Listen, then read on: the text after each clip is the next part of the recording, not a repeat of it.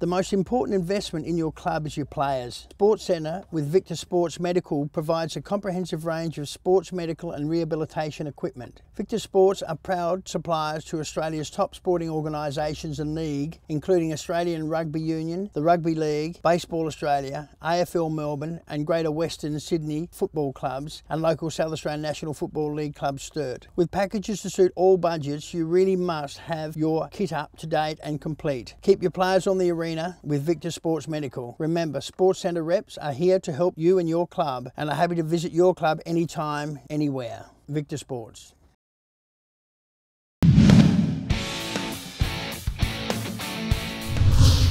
Hi everybody, thanks for staying with us. We did promise you some very special guests, none more special than this lady. Libby Hopwood, of course, one of South Australia's great jockeys, had a tragic fall last year, but on the way to recovery and on her way out of the country tomorrow overseas. But she's taken some time to join us. Libby, thanks for joining us. No worries, thanks for having me. All right, let's talk about first. I mean, obviously everyone talks about the accident and we'll come to that a little bit later, but I've got a couple of questions I want to ask you first.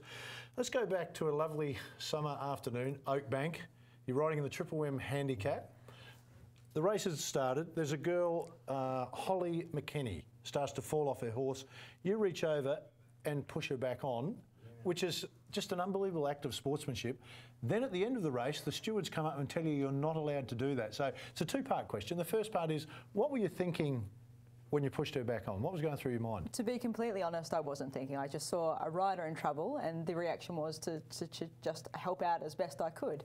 So there was no thought involved. I just saw her falling and reached out and continued on and was not expecting the fracas that came afterwards. All right, let's talk about the fracas. What was your reaction when they said, you're not supposed to do that, you can't put another hand on a jockey? You've, in fact, saved someone from falling, a possible nasty injury, and you're getting hauled over the coals for it? I did expect a talking to, and I actually thought they were probably polite enough because it is against the Australian rules of racing. We're not allowed to touch other riders or other horses. But it was a little bit comical in the room because Holly got quite fired up and went in there, and they sort of suggested that she would have been fine without my assistance. So she went in all guns blazing and helped me a fair bit. So if I'm ever in trouble ever again, I'm just going to get Holly to back me up. She was good, and I have to defend Libby on this day. Libby was sensational, and I think it's just that normal sportsman's instinct to assist when you know someone's in trouble. And we've seen some incidents over the time at Oakbank especially, haven't we, when, you know, a jumps jockey had his foot caught in a stirrup and, you know, there was jockeys trying to assist there. And I think there was one occasion even in Melbourne where a female jockey and a male jockey, one lost their balance and landed on another jockey, another horse. So you had two jockeys on one horse, and guess what? This is a true story. The horse without the jockey won? No, the horse without the jockey did win, but the two people that landed on the one horse, they eventually married each other. I'm serious. That's a true story. I'm serious, and their names escape me at the moment. But going back to live on this day, it was sensational to watch. But yeah, technically within the rules of racing, they have to at least give you a word to tick that little box. They have to address it, and whilst they didn't take any sort of reprisals officially, they just told me that it was frowned upon. Okay, 2008's your first win. You're 21 years of age. What can you remember about that race? I can remember it was my third race, and it was a bit exciting because there was only 3 horses in it. And I thought, because 3-horse races, small fields are notoriously hard to navigate usually, so I was a little bit worried, but we ended up being basically 3 abreast for the entire race, and I sat in the middle and my horse kicked to win because I was riding for Michael O'Leary down the southeast, and essentially it's glorified track work down there on his horses because he's an amazing trainer. But I remember that partly because A, I won, and B, the trouble that Kayla Starr got in for sitting 3 deep in a 3-horse field. And it wasn't always horse racing for you. I mean, you were working as a stable hand, you were studying forensic science and archaeology. How did we suddenly become a jockey? I deferred uni to earn money to get to uni. Yeah, so I deferred, and the only thing I really knew were horses because I grew up on a farm. So I decided that I would join up as a stable hand, and I put in my resume that I rode camels, and that's what got me the job. And the boss was down a track rider one day, so I jumped aboard to help him out, and he offered me an apprenticeship. So I thought I would give it a crack for a year, and 8 years later, I'm still doing it. And there's still a few camels that run around, actually, and I tend to be on them, you know, in some capacity. But I think too, and I've known Libby for a little while, is that there's a passion for horses that people have that it doesn't leave you no matter where your life takes you, where your career takes you. Once you love horses, it's actually hard to get out of your blood, and you love horses beyond the thoroughbreds, obviously. Certainly. I grew up on a farm. I grew up riding horses. They were my escape and my stress relief, and I have my own horse outside of racing that I do competitions and dressage and showing on. So horses are my way of life, and it's fortunate that I've fallen into probably the only industry that I can make money from horses. Yeah. They talk about the female jockeys having soft hands, the way they pull on the reins as opposed to the male jockeys. Do you buy into that? I do, because it's amazing how many men you talk to outside of racing that are actually scared of horses. I think it's got, a lot comes down to the control and the fact that it has its own mind, and they can't just manhandle their way around it. You sort of have to work with the horse. You can't just bully your way through it.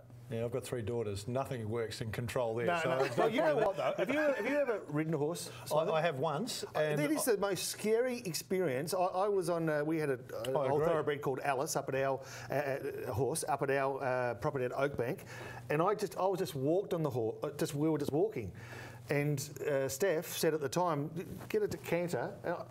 I was so scared though. Like you can feel, you actually feel like you're 10 stories off the ground. Yeah, and you feel the power underneath you, and you don't feel in control. Exactly, you don't feel like you're in control, and yeah, you blokes like to be in control. Exactly, I think women have a better chance of just working with a horse instead of trying to control it as such. Yeah, if we weren't here interviewing you, Libby, I'd tell you my horse experience. 273 wins in your career in 8 years, so it's a pretty good strike rate. That's news to me. Yeah, well, that's right. I've researched. I'm all over this. Most people don't want to talk about your wins, though. They want to talk about the accident, the tragedy. Does that annoy you from time to time? It does, especially because I'm going through my own emotions dealing with the accident. So it's sort of annoyed that any sort of past achievements that I've got or anything that I think I've done well, everyone just wants to address the accident and how I'm feeling, and it gets quite annoying. It sort of got to the point where my thing that I would go to describe how well I was doing is, well, I'm in high heels again, I'm doing great. Okay, right. Well, I've never been in high heels, so you're doing really well. Is there one that stands out? I mean, the first one always does, and you've talked about that. 3 horses your first win, but in the other 272 wins, is there one that stands out for you? One was at a race that I rode in Canterbury. It was the National Apprentice Series, and I hadn't been riding too long. I think I was still a 3 kilo claimer. I think I'd just been giving my permission to ride in the city, and I got sent up to Canterbury, and I was riding against probably more experienced riders. And how those races work is that you draw the horses out of a draw, and I was fortunate enough to draw a Darley horse, which, if anyone is involved in racing, know that they're one of the powerhouses of like global racing. So I was very nervous, and my instructions were to just go forward and it would win. And naturally in apprentice races they all go notoriously hard, and I got left behind. So I thought, this is brilliant, I'm out the back on a horse, I'm going against instructions. And then it all closed up, and I thought, I'm not going to be able to get out. I thought, brilliant, I'm just going to go to the line with a stranglehold on a Darley horse. But I got the kick, I got a gap right at the last minute, and the horse kicked through and won. So it was a great moment in my life to and a ride. great relief. Yes, to ride for Darley and to get that relief, and I managed to keep the colours. He gave me the colours. The maroon and white colours? Yeah, Peter Snowden was the trainer at the time, and the horse was Norteno, so that's definitely stuck with me. All right, we do have to talk a little bit, unfortunately, after asking you that you don't want to talk about it. You were in a coma after the accident. Not a coma, sorry. For 3 weeks, not really sure what's going on. There was concussion, so bleeding around the brain and broken collarbone. When you finally woke up 3 weeks later, what do you remember when you're coming out of that? Well, there's 3 weeks that I don't remember. Yep. So those, whilst I was never in a coma, I think I was unconscious for only 6 minutes, and then I was awake after that. Yep. But I was unable to make new memories. My brain wasn't functioning properly. So all my time in Flinders is completely gone. I don't remember any of Flinders. My memory started kicking back in when I was in the rehab hospital. And so it's just little things that I noticed coming from the rehab hospital and just going through that process, basically. But visitors that I had, everybody that came to see me at Flinders, I don't remember any of them. Poppy and I came regularly. You get my flowers. I can't remember that we came to visit you. You know, it was. I think that time, and I was involved a little bit down at the track at that time. I think what really stood out for me, and it's a great endorsement of the quality of people of racing, is that in a tragedy, and this I don't think I've not even been a part of, but experienced a greater tragedy than the loss of Caitlin Forrest at the time, in my time. And to see the bond, the racing fraternity all came together as one. It was really a really beautiful moment. As much as it was the lowest of low, there was something that you can take from it. And I think probably Libby can speak more accurately about it than me. But from an outside looking in, it was nice to see what happened as a result. I don't want to accelerate through the pain and hardship that you had to go to get where you are today, because that was probably the beautiful thing about missing 3 weeks. I don't really remember any of the physical pain. All right, the recovery in quick steps as opposed to slow steps. What were some of the goals for you that you said, if I can get to this, I know I'm going really well, and then I can get to that one, and now I can get to high heel shoes? Yeah, well, it was just setting those goals. I think when my memory started kicking in, my first goal was to get out of the repat, because I abhorred it there. I really didn't like it there, but to get out, I needed a carer. So I roped Alexia Stiles, my friend, offered to take me on, which is pretty funny because she told me not long ago that they sent a social worker to talk to her about my aggression issues and whether she could control me.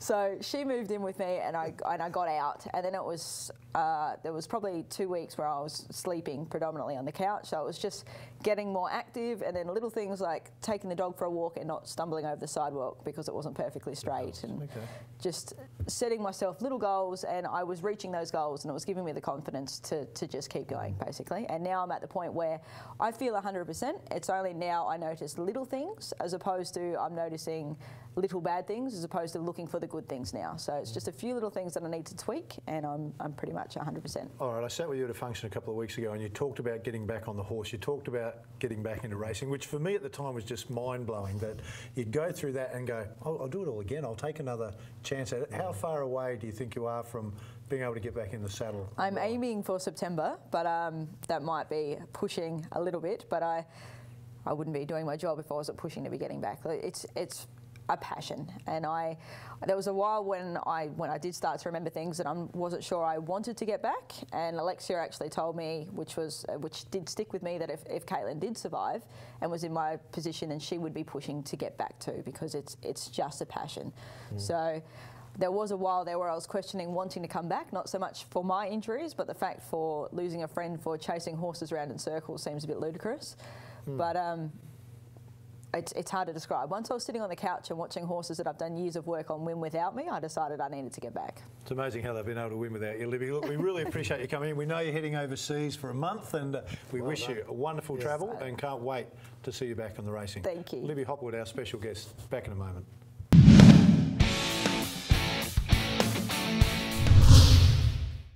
Hi, I'm Alina from Lakeside Nissan at Paraka. We're celebrating 33 years of being a South Australian family-owned business, and 10 years in Paraka. We offer the full range of new Nissan vehicles, a great selection of RAA-approved pre-owned vehicles, spare parts, a comfortable lounge area with free coffee, and express servicing every hour for your convenience. And ask our staff about our loyalty servicing program, which will save you money. We wanted to say thanks to South Australia for your support over the last 10 years. And if you haven't met us, come down and enjoy the difference at Lakeside Nissan.